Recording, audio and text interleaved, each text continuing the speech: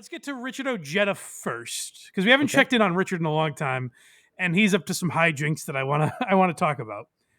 So, it's election season, and I wanted to check in on Richard. Now, I'm a little sad that we don't have the level of like good like you have to mine Richard's show so long to get him curb stomping people. But I think I found a few decent nuggets that let us know the old Richard is still in there somewhere. Oh, he's definitely still in there. Yeah. Here we go. And all right, little Richard Ojeda. I finally learned how to say it right. Here we go. Pray in silence. Yeah. Just because he is a douche doesn't mean that his staff has to be. Mike Johnson is an absolute sack of shit. And he can play his Mr. I'm religious all he wants. He's not. Once again, I have a lot of respect for people that pray in quiet, pray in silence. I'm not a religious person, but I pray in silence. I don't like a person who gets up there and has to, and then you got those people that play that garbage where they act like they're speaking a foreign tongue. Folks, let me tell you something. That's all another bunch of bullshit. It's all a bunch of bullshit. None of them can do that shit. And you know what? It's embarrassing when they do. Mama say, mama shaka Khan. I think they made quite a few dollars off that song. I don't know how embarrassing it is, but also not speaking in tongues. Those are actual lyrics to a song. No. It's jibber jabber. No, that means something. I'm sure it does. And cocaine talk. All right, this one's called Rudy. Oh, this is he's talking about Rudy Giuliani. And Richard Ojeda always has a way, like even if you agree with him, he always has a way of talking about people that you're like, well, all right, let's reel it in a little bit. And you know what? When the evidence comes out, I mean, this guy, he's a pervert. Everybody knows that if it wasn't for Borat storming in that room, he would have exposed himself to that young girl. I think Richard thinks Borat is he's like, Borat is a hero. Y'all mock him and laugh at his movies. That man's a hero. That's a Kazakhstan hero right there. When he laid back on the bed and stuck his hand down his pants, he was trying to fluff it up before he was going to expose it. Thank goodness that Borat ran in there and busted him. High five. Thank God Borat ran in there. Richard talks about him like, man, y'all can mock him, but if he didn't move here from Kazakhstan, I mean, that little girl would have had another thing coming to her. Sure, he has questionable opinions about the Jews, but, the Kazakhs, that's how they are. Richard thought it was a real documentary. I wonder if they agree on that same topic of religion before, too. Now, man, this Ali G character, he asks some unorthodox questions. And don't get me started on Bruno. That fella's gay as the day is long. I don't know why he has to show it off so much. All right, up next we got seasonal jobs. Oh, so this is a thing. Casey, you're a bit of a liberal sap, no? Well, liberal moonbat. I would say I'm a liberal. I'm a JFK liberal. Yes, go ahead. Okay. Well, this is a thing that you people do. You liberals. Gosh. Here we go. This is a thing where, like, I don't think they realize how racist they sound. This is like, Richard, there has to be a better argument for people coming into this country than this. Folks, let me tell you something. I don't know if the plan is to try to get and make it impossible for people from the southern border to ever come back into America and work seasonal, jobs. But make no mistake about it, these white people are not going to go out there and get in them fields. That's not going to happen. White guys are not going to Whoa. Richard, are you saying we need minorities to work in fields exclusively? Yeah. Don't put them in fields together like that either, by the way. That sounds just... White guys do. I'm going to tell you right now, you're going to pay $50 for a bag of friggin' oranges. That's a fact. You could pay one of these people a nickel. Wow, this is his Michael Richards Ojeda moment. I mean, you could pay one of these savages a nickel, and you'll get all the work of a regular, good old-fashioned white man. This one's called White People. But what they want is they want for our kids to be the ones that go into those fields and start doing that labor. But understand this, that if you allow a kid to quit school in the 7th and 8th grade and go to work on the farm, I don't think anyone's advocating for that. No. those kids will be stuck to that labor for the rest of their life. I don't think that's what people want, Richard. Yeah, hey, Ma, I'm going to get a summer job at the farm. All right, but we're pulling you out of school forever. When my mom dropped me off to pick blueberries in 7th grade, she just never came back. I was just stuck at the blueberry farm forever. I was a dishwasher, and they were like, well, if you really want this job at Friendly's, you have to drop out of school. Are they going to be able to get an opportunity to get their GED? And once again, folks, most places, GED is not good enough. That's a fact. Is that true? It's a fact. Well, yeah, I think if you drop out of school in 7th grade, you're probably going to have some obstacles in your life. Richard's like, listen, y'all need these Hispanics because they got to do your terrible job. They got to pick your cotton and wash your floors. They don't go to school. Yeah. What do you want your children to get scoliosis? Oh, we rounded back to Joe Matteries. Hey, it's a crazy argument for immigration. It's like, who else is going to wipe up our shit if we don't let them in here? For nothing. They do it for nothing. They literally have no scruples. They'll just do it for free. Yeah. Who else are we going to put no value on their lives? Certainly not whites, not good, pure whites. Not your children, which they clearly want to put out there. Not that these are someone else's children. No, they're not. They're birthed out of a pod. No. Yeah, we need these savages to pick our fruit for us. Sad. If we had to rely on white people picking our fruits and vegetables, none of us could afford to have a healthy meal. The sunscreen cost alone.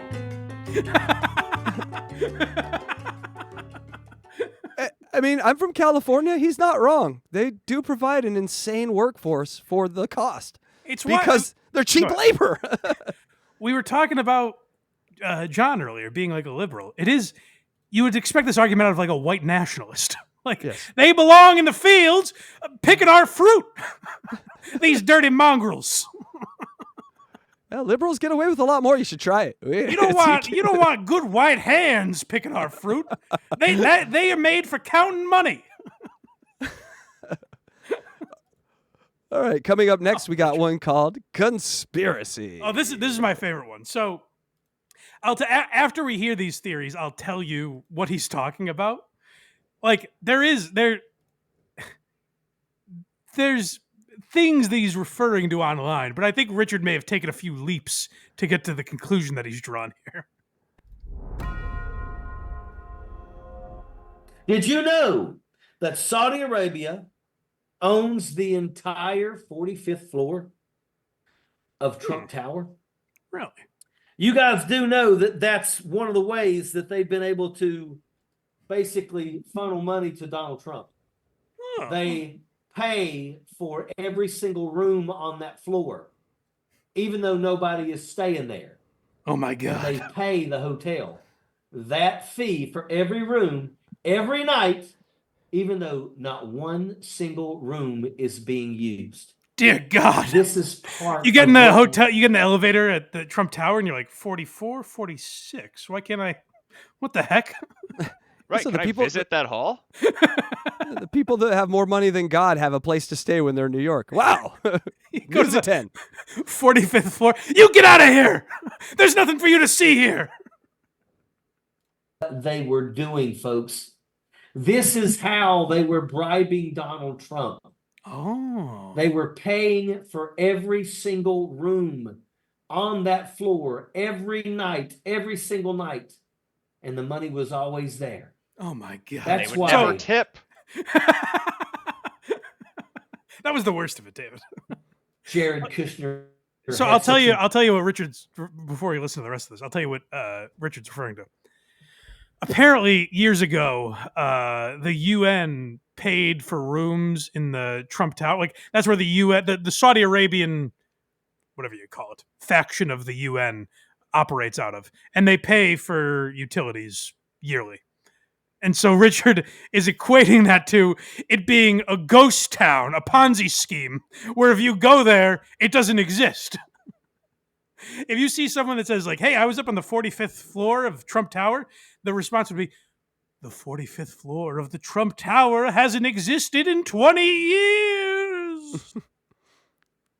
A great relationship with Saudi Arabia. That's a fact. Did you know that Russia owned the entire 63rd floor? Oh my God, how And deep they does this think- go? Where can I Is get a room anyone in in the this Trump building? Tower? What was that, David? I'm sorry. Well, same thing. Where can I get a room in this building? Gotta get yourself a country, David. So I'll tell you this one.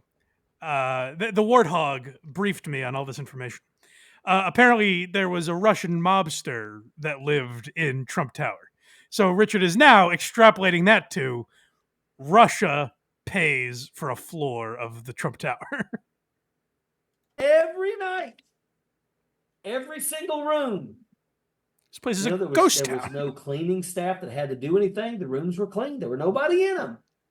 My Hell, God. they could have took That's not how dust works, but okay. all the stuff, linen and stuff off the bedding anyway. Nobody's going to sleep there. This was just an opportunity for them to be able to send a shit ton of money to Donald Trump every single day.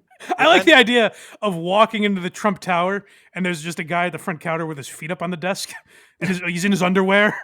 And you're like, hi, I'd like to book her. And he's like, Jesus Christ. Yeah, I okay, haven't seen anyone in here in years. Is that Donald Jr.? Hey, Donald Jr. Hey, guys. We haven't seen human life since well before Trump was president. And of course, China, you know, the country that Donald Trump always talks shit about. Don't say it. China, Don't say China, it. China. What a China great impression. owned the entire 21st floor. My God. They couldn't have gotten a taller floor? That seems a little low. But you know what? Good news is an American owns the building. This way. There's no one in this fucking place. And every single day, they sent a check to Donald Trump. Oh my God. You thought that Donald Trump was out there sticking it to China, but the truth is behind the scenes, they were all in cahoots with one another. Richard didn't get into this part, but you know who owns the 8th floor of Trump Tower? Bulgaria. Adolf Hitler himself. No, no. Wow. Yep. The media doesn't want you to believe it. But So after they pay Donald Trump, does he then go and pay for every one of those individual rooms?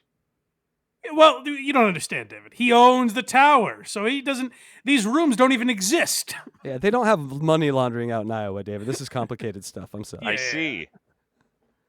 This is why Donald Trump should never, ever be elevated to the position of power ever again. Just Donald outside. Trump Tower's only 8 floors? What the hell? Trump is absolutely the worst president that we've ever had. And if the first 4 years were shit, why would you want another 4? You got to be a special kind of stupid. You got to be a special kind of, I'm buying a bunch of Trump shit from China and wearing it everywhere. Kind of stupid. Okay. Yeah. That's a way to really MAGA appeal to the folks other side. don't- That's good. I want people talking about that. I'm sure if someone dug deep enough, they would find where North Korea probably also had a floor as well. My God. Say it ain't so, Richard. I don't think North Korea. I don't think North Korea has a room there. I like that Richard hasn't been able to find it, but he's like, I'm sure if you looked, North Korea probably owns a floor. He's got Stuttering John's PI on the case. They all own entire floors. Like, there's just entire floors that no one can go to, and no one's mentioned this ever. Absolutely. Okay, that's the end of our buddy Ojeda. Oh, Richard. Well, I'm glad to see Richard Richard's still there. Spencer. If anyone watches Richard Ojeda, keep me posted, because it's tough to find the nuggets of him really going at someone. Like, he's not curb stomping as much as he used to. And I'd prefer not to use clips of him with Stuttering John because we talk enough about Stuttering John. But if you find any Richard Ojeda where it's vintage Richard, I would like to get my hands on those. And we love you, Richard, from the Yes. Blind Mike Show. So Absolutely. you know, Oh, yes. all in fun. I love Richard. I think Richard understands. We love his tenacity. Yes. Yeah. That's why we won't be able to talk to him until 2025. Yeah. because he is all one track minded now. Yeah. We do have a few super chats. DJ Electrify, you want to come up here and read them for me? Sure. She's not listening. I'm here, I swear. Baby Sakmo $5 super chat says that's the most sexy sounding order of French fries I've ever heard. I like that. Thanks, baby Sacmo. Sacmo. It's Satchmo, but that's funny. Sack. All right. Maybe Sacmo. I thought it was Sacmo. Someone's not a Louis Armstrong fan. All right, go ahead. And Dildo Swaggins for $9.99 says, "You owe me a Hummer now, Mike. Don't think I'm not serious. I'll take it from you if need be." That is a pretty petty. $10 does get you exclusive. You can come in and fuck my girlfriend now because he gave me $10. Yes, please go fuck with Stuttering John because I'd love to hear. And Dildo Swaggins, you think you did anything for me, Dildo Swaggins? Dildo, let's be reasonable. Thank you, DJ Electrify. Thank you. All right.